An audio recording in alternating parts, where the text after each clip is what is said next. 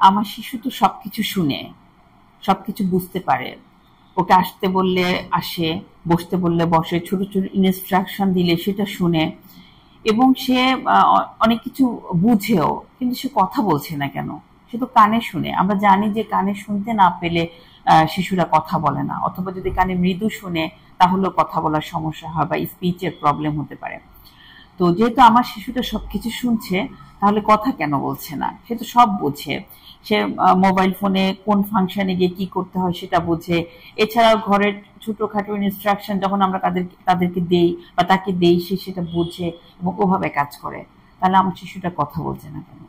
তো এই ধরনের অনেক অভিযোগ নিয়ে যখন অভিভাবকরা আমাদের কাছে আসেন, তাদের জন্য কিছু সহজ কৌশল এবং কিছু ম্যানেজমেন্ট আমি আজকে বলবো। ১ নম্বর হচ্ছে যে, যখন বুঝতে পারবেন যে শিশুটা পরিষ্কার কানে শুনতে পায় কিন্তু সে কথা বলছে না, বা বুঝতে পারে কিন্তু সে তার ডিমান্ডগুলো বোঝাচ্ছে না বা বোঝাতে পারছে না,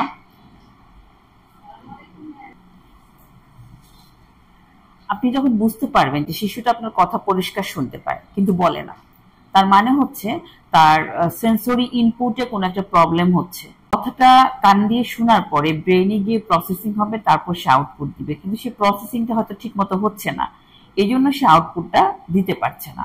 আবার অনেক সময় বিহেভিয়ারাল কিছু ইস্যু থাকতে পারে। তো সেক্ষেত্রে আমরা যে কাজটা করতে পারি সেটা হচ্ছে যে তাকে, যেহেতু তার ডিমান্ডটা সে বোঝাতে পারে না, তার চাহিদাটা সে বোঝাতে পারে না, যেহেতু কথা বলছে না, তো আমরা পিকচার দিয়ে কিছু জিনিস তাকে শেখাতে পারি। যেমন তার ডেইলি রুটিনের মধ্যে তার ডেইলি অ্যাক্টিভিটি গুলো আমরা পিকচারের মাধ্যমে একটা দেয়ালের মধ্যে দিয়ে দিতে পারি। যখন তার যেটা প্রয়োজন অথবা আমি জানি যে শিশু কি চায়, তখন সে পিকচারের মধ্যে হাত দিয়ে আমাকে ইন্ডিকেট করবে যে এই জিনিসটা আমি চাই। সেটা আমাদের জন্য কমিউনিকেট করতে সুবিধা হবে এবং শিশুটাকে বুঝতে সুবিধা হবে। এতে তার অনেক সময় বোঝাতে না পারলে শিশুটা জেদ করে, রাগ করে। ২ নম্বর হচ্ছে যে তাকে, সে যে জিনিসটা চায়, এটা ধীরে ধীরে হবে ম্যানেজমেন্ট। সেটা আপনি বুঝতে পারলেও প্রথমত কিছুক্ষণ দিবেন না। কোন জিনিসটা চাচ্ছ আমাকে বলো, আমাকে বলো তুমি কি চাচ্ছ, তুমি বললে আমি তোমাকে দেব। চেষ্টা করানো তাকে, এবং ওই বস্তুটার প্রথম লেটারটা